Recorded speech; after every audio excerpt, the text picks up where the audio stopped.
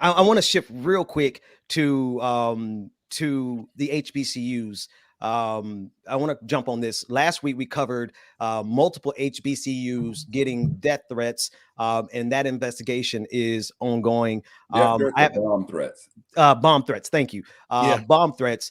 And so those investigations are going on. I have a clip from our friends over at the Recount, and they actually went one step further. They said, let's take a little bit deeper dive into what's happening at HBCUs. And they're finding out that what we knew as Black folks, HBCUs are systematically treated differently by state and federal governments. Let's take a listen into the reporting from the Recount. On the very first day of Black History Month, at least a dozen bomb threats were made against historically Black colleges and universities.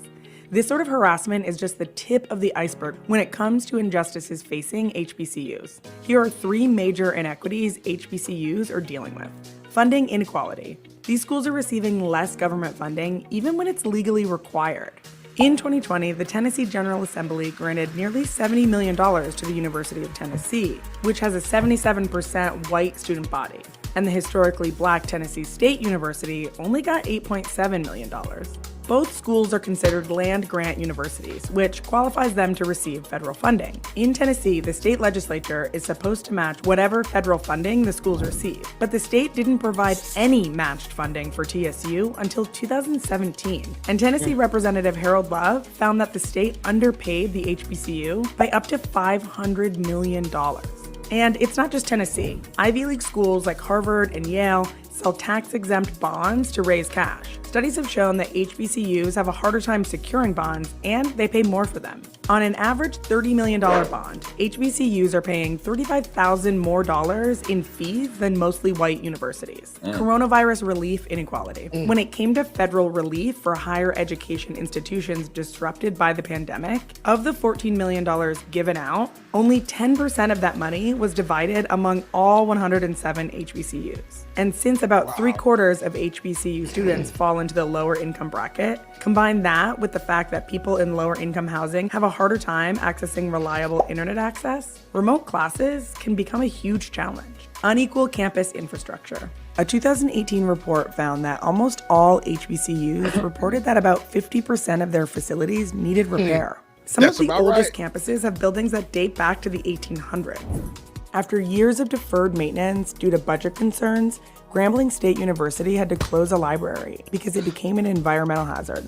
These historic institutions are not only providing a critical pipeline into the workforce, they are essential threads in the fabric of American society. Their neglect impacts the entire country, and there's a huge responsibility on elected leaders to ensure that they thrive. Shout out to the team over at the Recount for putting that together. 1/3 of that I knew about the disparity in funding, but actually I don't want to say nothing. Brother Mac, what you got? Because that blows me. Well, I mean, I'll go back to the original bomb threats to these HBCUs. I want us to remember back in, I think it was 95, 96, I think it was like an 18-month period when all of a sudden you had this rash of Black churches being burned all over the place. So, right now what we're seeing is another example of, as things ramp up, why are these Black historical HBCUs being targeted?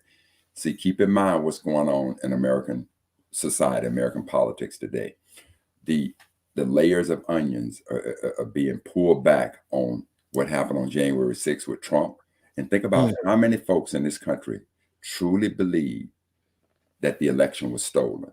Yeah. Now they're seeing that this big lie is being unraveled right in front of their very eyes. We're seeing people like Mitch McConnell, who at one point condemned Trump, then went on the support of Trump, now coming back and saying, no, it was an insurrection, because they're looking at what the Constitution says. The Constitution says that if you have been a part of any part of an insurrection to overthrow this government, you can't serve in those positions. So you're now beginning to see these people walk themselves back on these types of situations.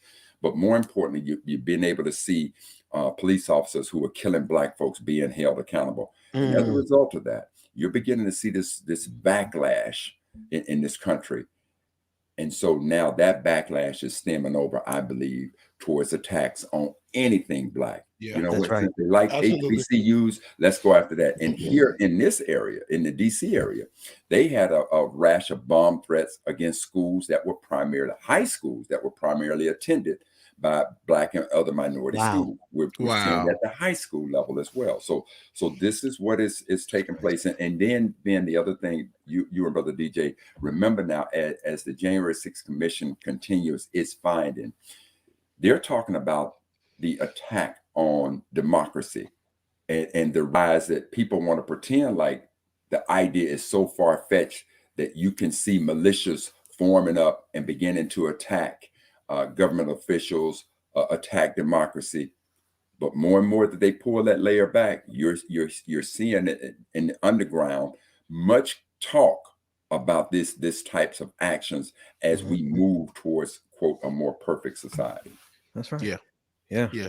You know, and I know Cookman got one, Ben Bethune-Cookman was on that list, and theirs was pretty significant. You know, they said that there were going to be 7 book bags placed on campus with C4, and also a gunman was going to be on campus. Now they're saying that they know that there are some teens or some juveniles responsible for this, like 6 to 8 juveniles.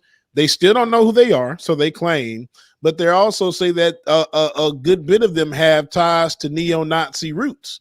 So my thing is, when does this stop becoming threats and when does it start becoming actions? That's a scary thought to think about. Well, see, DJ, you know, the thing that we need to keep in mind here is that the most powerful nations in the world are those nations that have arguably the most powerful technology. Trust and believe. This country should be able to find out exactly where those threats are coming from. If we can go back, Ben, think about this, Ben. How is it that they were able to tie the interference of a national election back to Russia? Because we were able, through our technology, to find out where the sources are coming from. Trust and believe, America. If you wanted to find who these little kids are, and let's assume that they're little white kids, were they inspired by Rittenhouse because they saw him obtain a gun illegally and go to come out of state, cross over there, and now kill some Black folks and then get acquitted for it? Is he their hero? But trust and believe, you have the capability of finding out where these threats are coming from. And if for whatever reason it's coming from these little white kids, I'm just saying if, and if it is, since you've been able to treat my children when they do something that's despicable, well, first of all, let me back that up. Let me walk that back, because Black children ain't done that damn. Hey, come on. But if you find these folks who are doing this, I want the absolute book thrown at them. I want to bury so damn deep in jail, and I don't want to hear shit about the mother didn't know and father didn't know. No. We don't want to hear a rough childhood. I don't want to hear none of that. I don't want to hear that. You got the technology. You got the wherewithal to send bomb threats to institutions of higher learning, targeting Black folks, and do not, under any circumstance, try to tell me that this ain't based on race. Come on. They're not sending them to PWIs. These are the historical Black colleges and universities. Why did they go to Jackson State? Did they go to Jackson State because Prime Time was able to take Travis Hunter, one of the highest rated athletes who was supposed to be going to a PWI, and convince him to come here? Because that's when it started. Because that's when, if I'm not mistaken, my memory says that it was after that decision that we started getting these bomb threats, and someone can correct me if I'm wrong. But the other thing is, I just can't help but keep tying it back to everything we talked about today, right?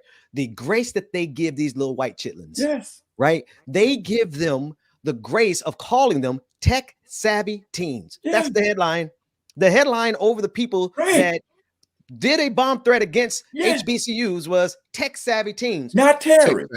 Not terrorists, right? Not terrorists. They're cyber terrorists. That's who they are.